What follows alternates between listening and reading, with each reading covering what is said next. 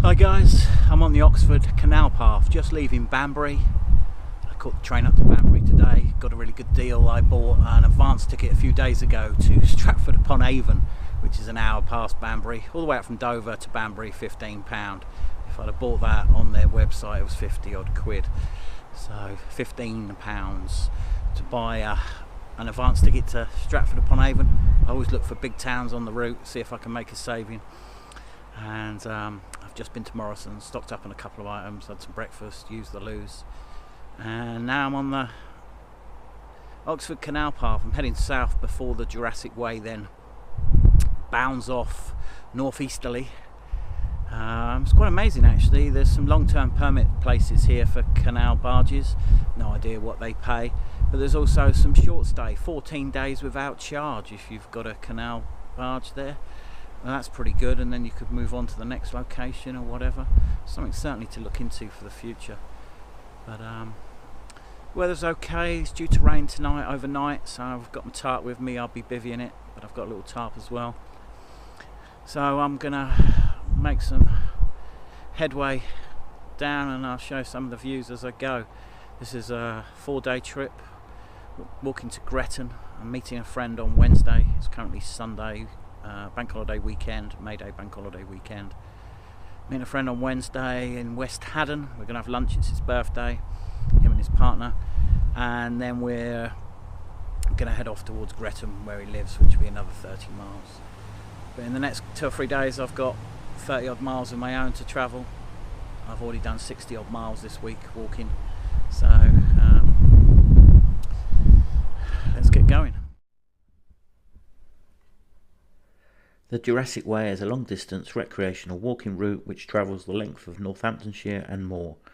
The termini are Banbury in Oxfordshire and Stamford in Lincolnshire, two historic marking towns separated by beautiful undulating countryside lying over rocks from the Jurassic Age. The whole route is 88 miles in length, and there are 3 guides produced on this.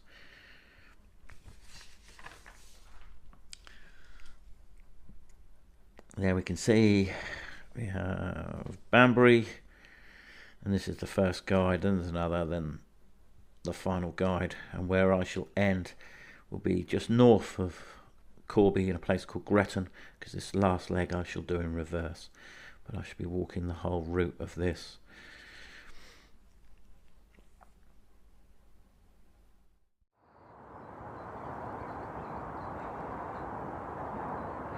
Can hear the horrendous sound of the motorways not too far from here. So although this is beautiful countryside, it's not somewhere I'd want to be camped or want to be even moored with a boat.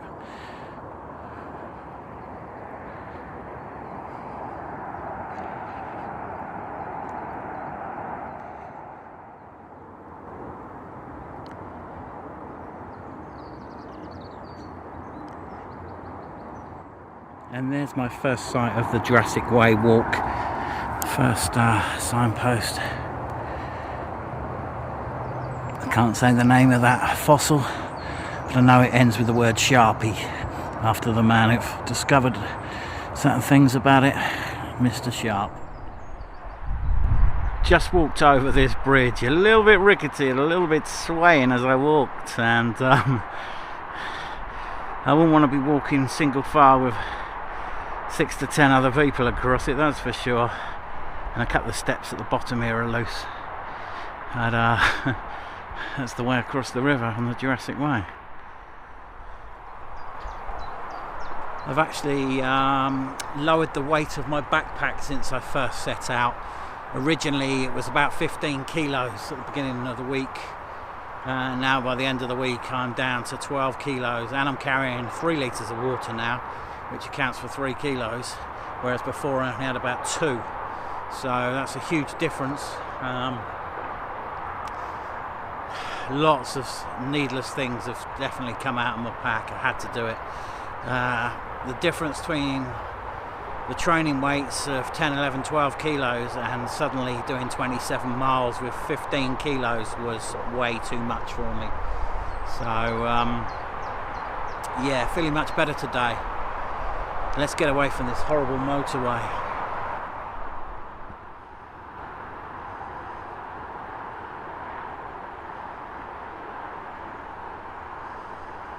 Wonderful watching that bird skim through the water there.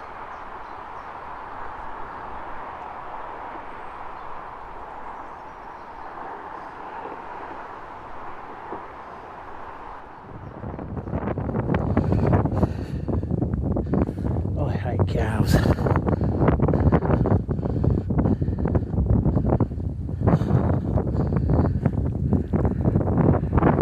What's worse is I need to find a route through this field because there's calves in here, and that's when they start getting funny.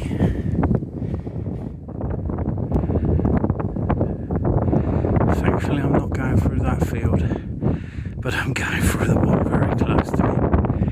Look at the size of him. He's admiring the ladies over there.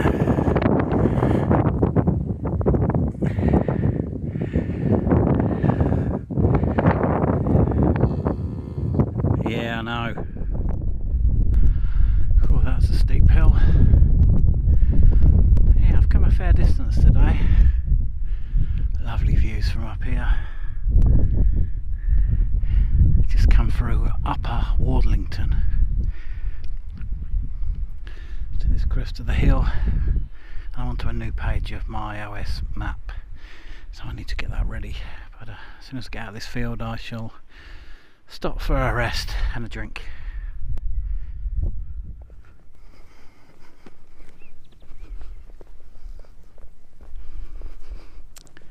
My weather app, Dark Sky, has just told me it's going to rain in half an hour's time. Light rain. Looks like it's only going to last half an hour, 45 minutes. But then there's a chance of it for the rest of the day and overnight. Now, unfortunately, that's a change in the weather. Can't be helped. It's wasn't expecting it to rain till about 10 o'clock tonight. Fortunately, it's probably not going to be the case now, which is a bit of a shame, as I'll be setting up in the wet. But nevertheless, I'm going to find a pub, maybe even a tandoori tonight when I get to the end of the road for the day. That's all providing they're open. I should be. It's a Sunday. Bank holiday Monday tomorrow.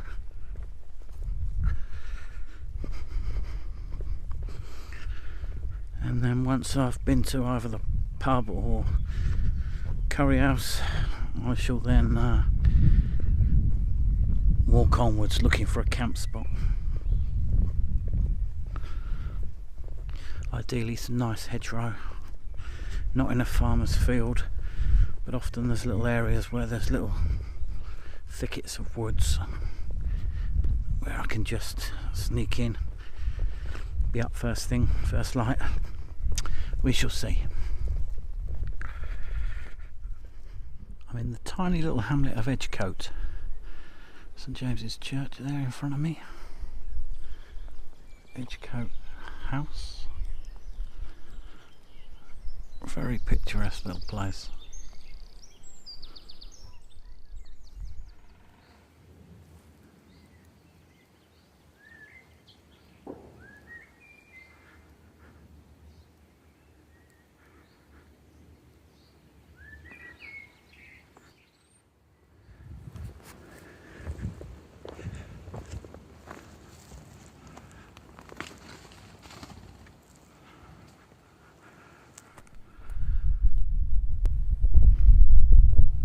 Still on track, heading towards Woodford House, a few miles time.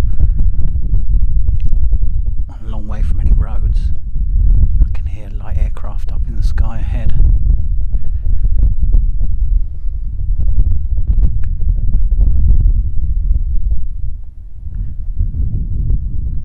It's quite dark. Still have a few minutes of very, very light rain.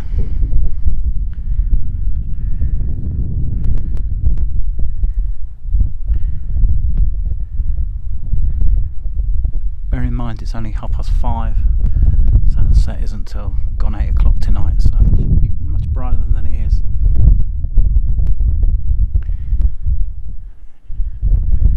I can't see that plane somewhere up in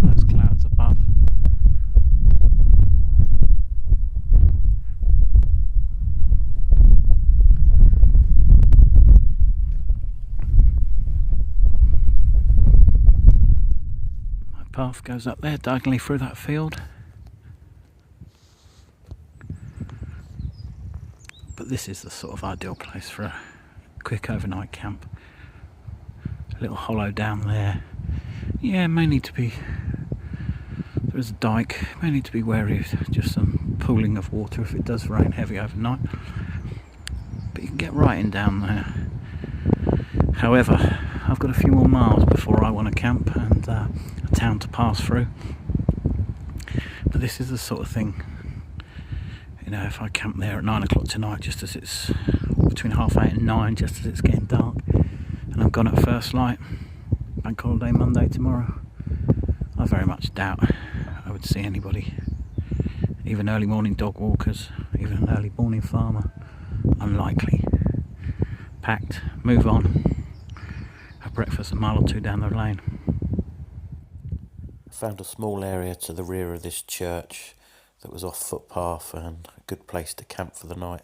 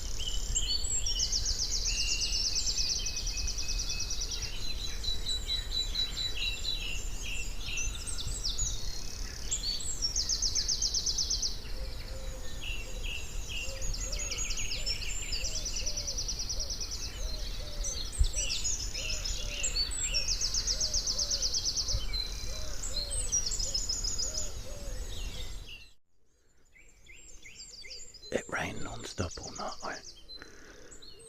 That's my little setup here, hiding behind that tree. There's a house up there, behind this hedge, and houses that way. It's 6 AM and time to move on.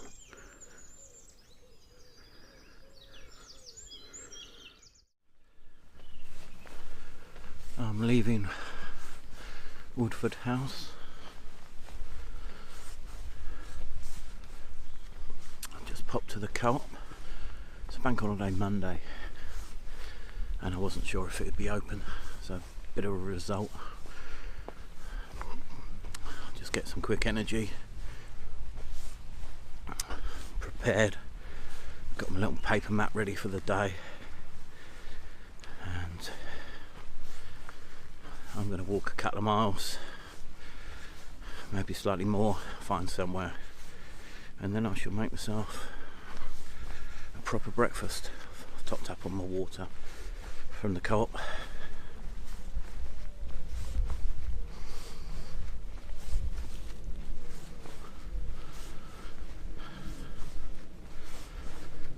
It was amazing this morning. I always talk very quiet in churches. Even in churchyards. There was a horse just the other side of the hedgerow. I was there most of the night, probably trying to shelter from the rain, and it did rain. I set up my tarp thinking, wouldn't it be nice if it didn't rain till tonight? By the time I'd set it up, it was lightly raining, and it was light rain for hours and hours. Then it became heavy rain. Eventually I had to readjust my setup, so a bit of a beginner's mistake there. Get it right first time, because there's nothing worse than having to get up in the middle of the night because things are getting slightly wet. But it only took me a few minutes and it was worth it, because then for the rest of the night everything stayed bone dry. I needed more pitch.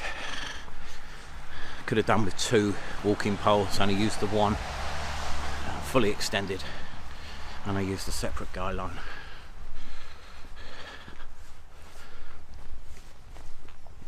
Did pool with a little bit of water on the top, but nothing too bad. My tarp is still wet, and the outside of the bivvy bag is slightly damp. That's in its own compartment at the bottom of the rucksack. When I stop for breakfast, I shall get them out, let them air out. Still rain dripping off the trees in this woods. It's not actually raining. Right, I'll come back to you in a little while.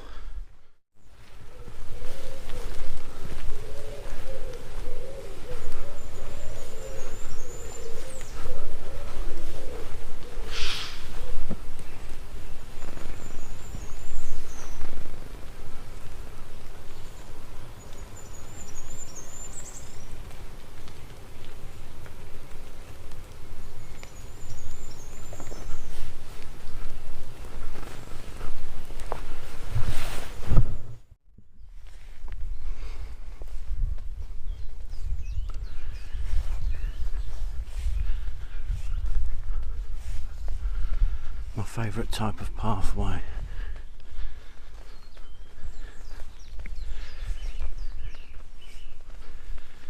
Actually climbing an embankment at the moment.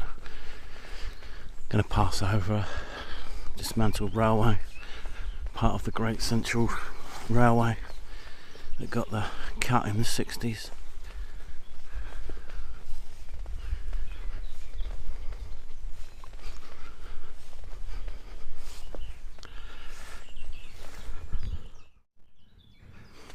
That's all there is now. Footpath down there, footpath across.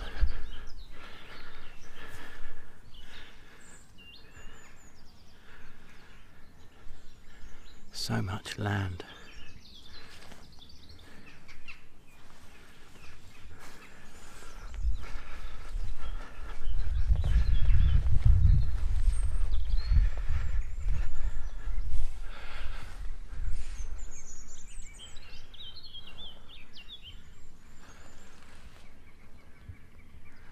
And I'm heading to Church Charlwelton.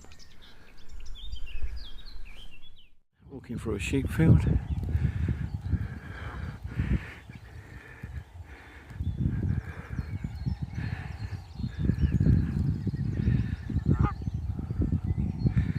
He's a shepherd goose.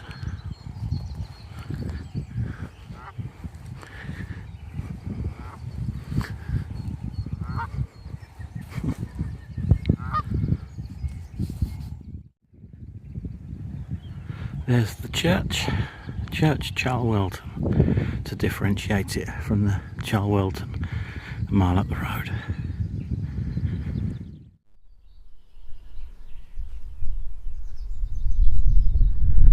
Here's the early morning view from the church at Charlwelton. Found a nice little bench and I'm going to have breakfast here.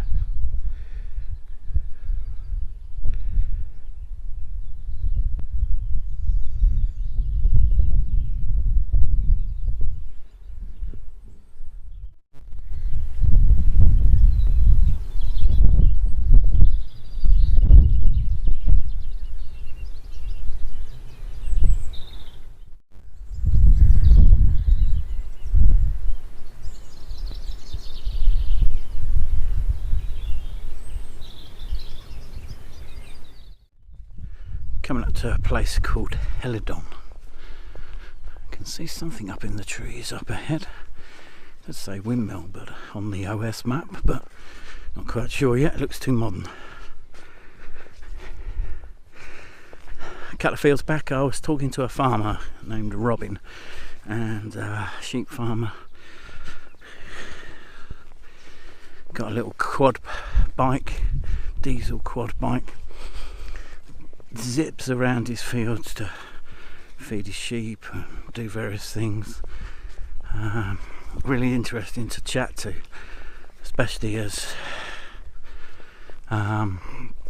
he remembers before the railways were shut, all the railways and embankments and crossings that I've gone over, all these dismantled railways. He remembers going on them as a kid and using them, so yeah, it's a shame. I'm sure not all of them need to be open, but the tunnels and the crossings, what a waste, what a waste.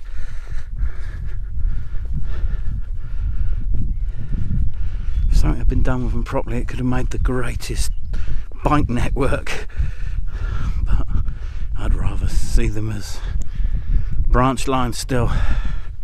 But would they be profitable? We're always told no, but people have given up using the railways. There isn't anything near here anymore, so you know.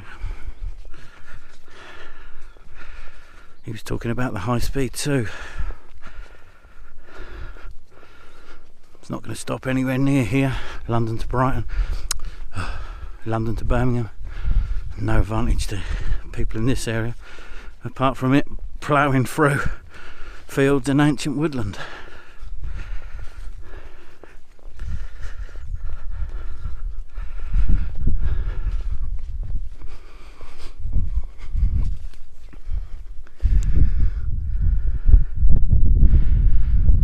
Mast over in the distance.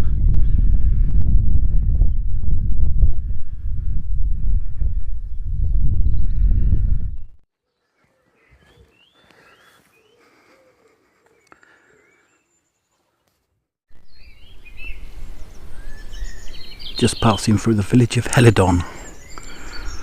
The Red Lion pub has closed down.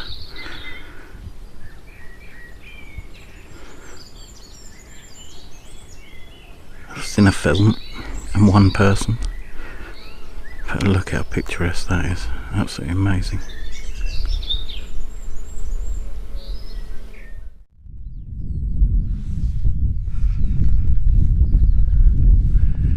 Slight drizzle, a few threatening clouds, but it's lovely. Although the wind may be picking up on the mic a little bit now. I haven't really noticed that. I know it's going to pick up later in the week. Look how lush and green that is over there. I'm really enjoying this walk today. Slower pace, it's nice. I've walked for a couple of miles now without seeing a car, which is brilliant.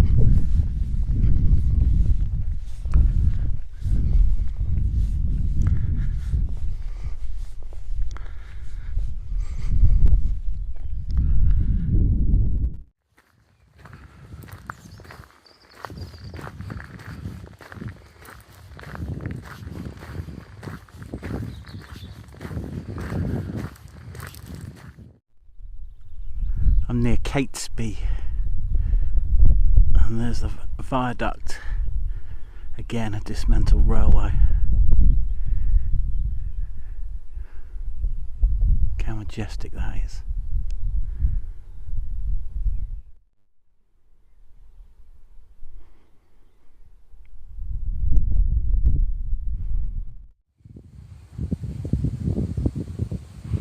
The sign on the inside says private property, no public right of way.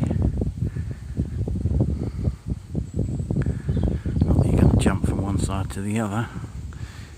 The viaduct's down in that direction. I'm not going to walk down there and back. Made out of the same brickwork as the rest of the stuff. What was that then?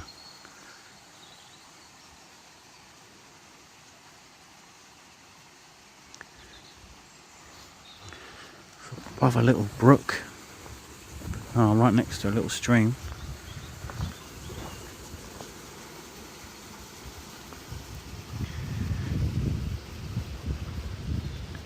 Interesting. It's not part of the structure for the bridge.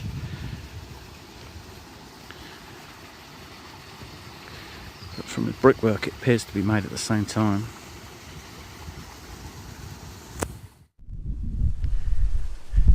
My path straight ahead.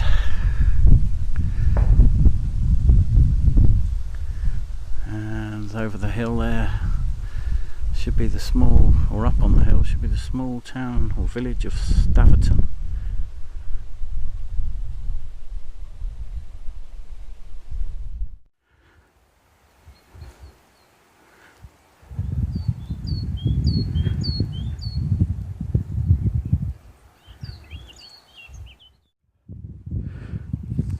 Well, I can see sheep and I can see horses and I can hear cows in these sheds up here. Let's hope Mr. Bull ain't around.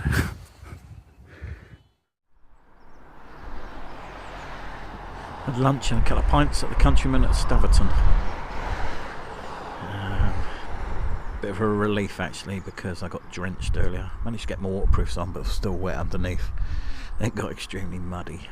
Managed to clean up, get lunch, a couple of pints, and now I'm heading off again.